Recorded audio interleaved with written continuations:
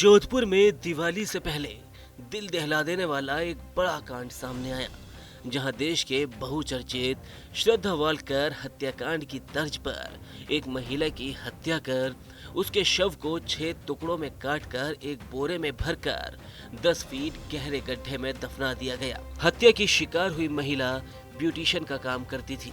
इसके साथ ही वे property dealing का भी व्यवसाय करती थी। पुलिस ने इस मामले में मुख्य आरोपी की पत्नी को हिरासत में लेकर पूछताछ करना भी शुरू कर दी थी, जबकि मुख्य आरोपी अभी भी फरार चल रहा है। लेकिन पुलिस जांच की पड़ताल में कई हैरान कर देने वाली बातें सामने आई।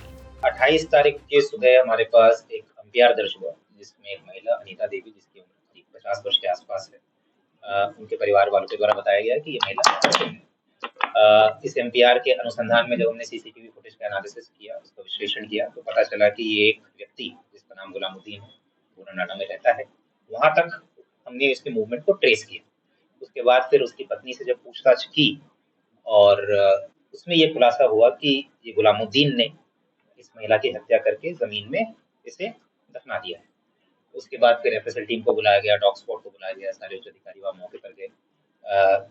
लाश 2 कट्टे में थी, 2 कट्टों को हमने सीज किया, उसको हॉस्पिटल भिजवाया। और पिछले 1.5 दिनों से हमारी पूरी टीम जो है गुलामुद्दीन और इसके साथ साथ जो भी इस प्रकरण में जो भी इसके एसोसिएट्स थे, जो भी सहयोगी थे, उनके पीछे लगी हुई थी। हमने करीब पिछले 1.5 दिनों में 18 लोगों को डिटेन करके यहाँ पर हम निरंतर उनसे पूछताछ कर रहे हैं। फिलहाल अभी तक जो प्रारंभिक अनुसंधान हुआ है और अभी तक जो चीजें सामने आई हैं, ये मैं संक्षिप्त में एक बार बताना चाहूंगा। गुलामुद्दीन और इसकी बीवी ने एक सोची समझी प्लानिंग के तहत इस प्रकरण को अंजाम दिया है। अभी तक जो बात सामने आई, इनके ऊपर बेसिकली काफी कर्जा हो गया। इन्होंने अपना एक घर लिया हुआ है बोरानाड़ा में, बैंक से लोन लेकर उसकी किस्तें चुकानी थी। और ये जो मेन आरोपी है गुलामुद्दीन, ये जुआ सट्टा खेलने का आदी था। इसने जगह जगह से कहीं 30,000 कहीं 50,000 इस तरीके से कर्जा लिया हुआ है। तो उस कर्जे को चुकाने के लिए इस महिला को बेसिकली अपने घर बुलाया और गुलामुद्दीन और ये महिला आपस में परिचित थे। इनकी दुकानें, जो महिला की दुकान है ब्यूटी पार्लर की और जो आरोपी है उसकी दुकान है ड्राई क्लीनिंग की, ये एक ही एरिया में है, ये आपस में परिचित थे। इनके कॉल डिटेल से भी पता चल रहा है कि बातचीत भी होती थी इनसे।